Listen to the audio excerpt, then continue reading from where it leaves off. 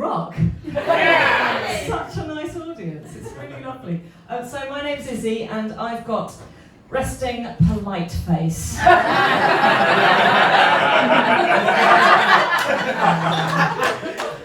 Because, you know, they say as a comedian, right, little peek behind the curtain, they say you're supposed to start your set by kind of acknowledging to the audience that you know what you look like.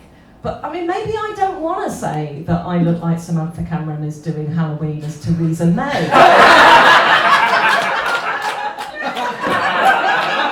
I hate you for laughing at that. I love you for laughing at that. But it's true, like, this is how I come across. People say things to me, right? But like, they say, oh, you don't swear, do you? Or, I bet you were head girl at school. Well, I fucking wasn't. You must know I was a senior prefect. Thank you for that word.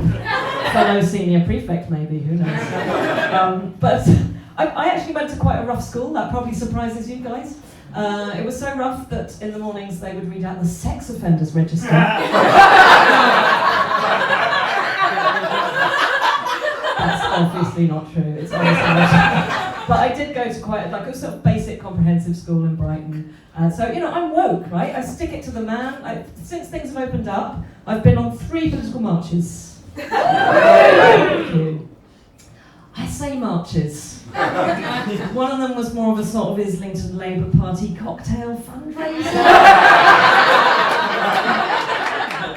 You know, it's very much liberté, égalité, canapé. For that. Somebody told me recently that I was too polite, right? This was a careers advisor I was made to see because I was a bit shit in a job interview in my other job. Leslie told you about that job. And it's a long story, but all you need to know about this woman is she was very annoying, right? For a start, she called herself Jossica, which is not a name, is it? And I mean, I know my voice is like probably an 8 on the posh scale, but she was like 11 or 11. And she said she also had that kind of drawl, you know, that sort of voice. So she sounded like she was auditioning to be in a horror film playing an old doll.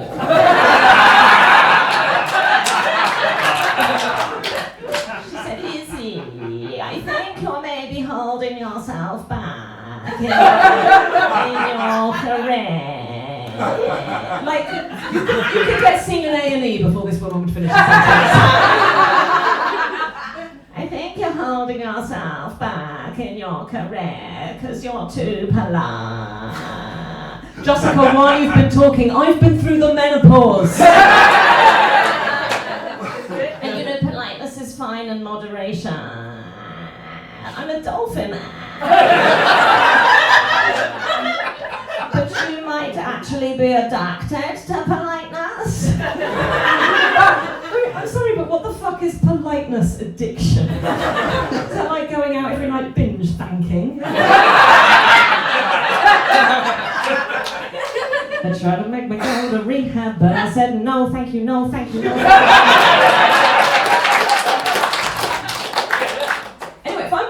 Less polite in my career choices. What's ruder than comedian, Jessica? Does she want to go and retrain as a dominatrix? They'd probably send me to a really polite brothel. Clients would all be like public school boys who still fantasize about their fun but fair nanny. A target market. I don't know why I looked at you, sir.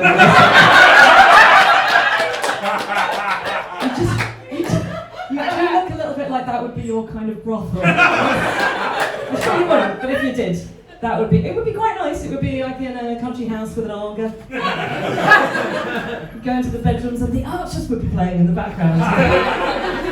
Wash your junk and fold your clothes. Remember, I don't do anal. Yeah, I do actually sort of unfortunately have a type in real life. Does anyone feel like they have a type and they wish that wasn't their type? I'm mixing it up a bit more now, but I used to have this type. And it's kind of like the sort of man, well, that was my first mistake. The sort of man you might describe as brilliant but difficult. Yeah. I'm That's a real recognition sound there.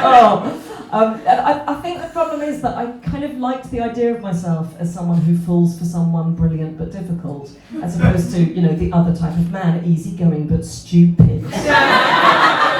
Just a bit of banter, lads, deal with it. Actually, look, I just want to say, seriously, I don't want to be sexist against men. I've been worrying that sounds a bit rude, so I just want to say, obviously that's a joke. I know there's more than 2 types of men. There's loads of types of men. I've made a list. Okay, so we've got brilliant but difficult, boring but stupid, easygoing but stupid, you know those ones. Then we've got boring but local.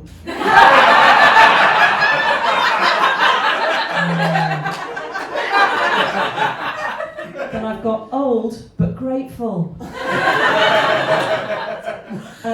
Won't reply to my messages, too busy with work apparently, but President of Ukraine. And I've got has red flags, but works as a marshal at Silverstone Racetrack. That's why, yeah, you get it, that's smart. Okay, then we've got a few that kind of start out good but go downhill. So we've got hot but Tory cabinet minister. That's basically Dominic Raab. And we've got perfect but fictional character in a film. This one is very common in central London, where we are. Has podcast idea, but will never have podcast. Then we've got favourite pastime is cunnilingus. But real favourite pastime is telling every single woman who meets my favourite pastime is cunnilingus. And then finally we've got rich but Elon Musk. So that's now all the types of men covered. I hope everyone feels included. So as I was saying, I used to have this type brilliant but difficult, and I'll give you an example. This one guy that I went out with, he was like very intellectual. Like, you know that expression that someone inhales books? Well, this guy injected books right into his veins. Particularly the ones with female protagonists. He was a heroin addict.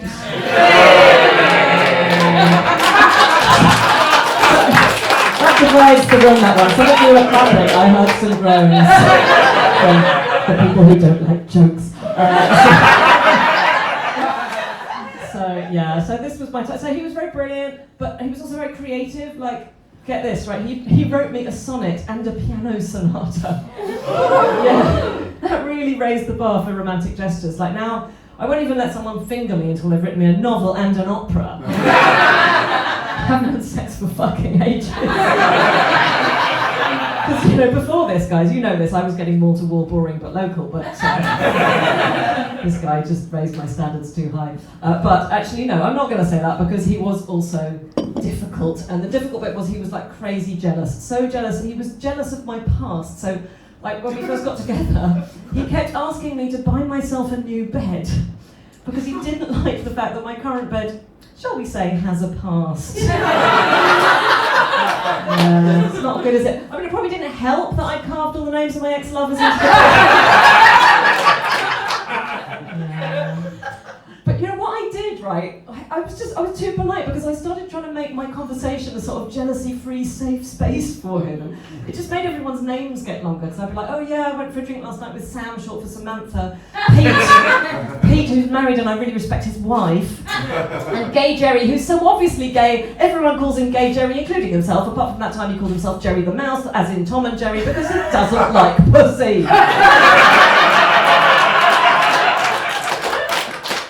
It was exhausting. So, I obviously saw sense in the end and I broke up with that guy. But when I broke up with him, I used the classic kind breakup line. I said, I think we just work better as friends. Oh. Yeah, I didn't want to be friends. I should have said, I think we just work better as people who don't know each other.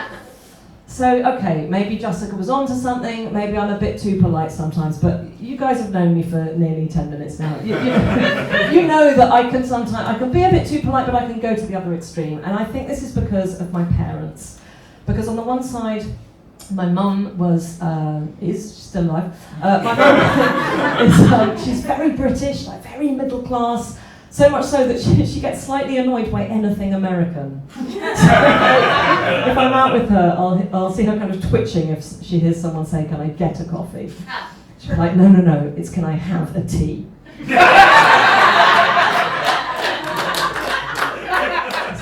That's true. But on the other side, my dad is he is actually dead. That's not funny. Don't normally do that bit. I'm still getting used to talking about him in the past tense. I feel like you're friends. But my dad was an Aussie, like a full-on Aussie bloke, right? And the kind of situation this led to was one morning my nursery school teacher, when I was a little kid, called up my parents in the middle of the day and said that their little girl had very politely put up her hand and asked if she could go and take a shit.